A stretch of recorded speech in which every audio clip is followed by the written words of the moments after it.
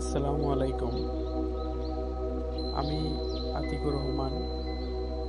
আজকে আমরা গিয়েছিলাম ধুনট হেডনগর গ্রামে।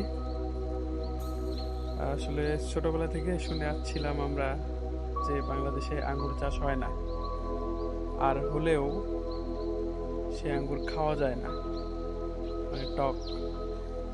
তো সেই ছোটবেলা থেকে ধারণ করে আসা ভুল ধারণায় ভুল প্রমাণ করেছে আমাদের ধুনট হেডনগরের হাকিম ভাই। আসলে শখ থেকে শুরু, আর শুরু করার পর সেই শখই যখন স্বপ্নে রূপ নেয়, তখন ঠিক এইভাবে থোকা থোকা স্বপ্ন বাস্তবে দেখা যায়। আমরা এসেছি হাকিম ভাইয়ের আঙ্গুর বাগানে।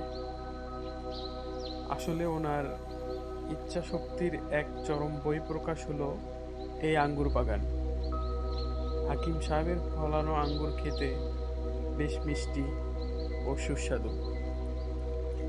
এনার বাগানে রয়েছে বেশ কিছু প্রজাতির আঙ্গুর, তেমনি একটি হলো লাল আঙ্গুর।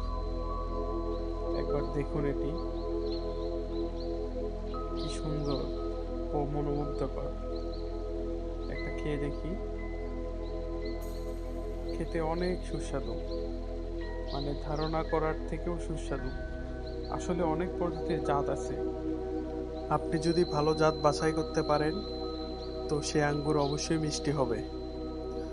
আঙ্গুরের পাশাপাশি হাকিম ভাই তার নিজস্ব চারা উৎপাদন করেন। আপনারা যারা চারা নিতে চান, হাকিম ভাইয়ের সাথে যোগাযোগ করবেন।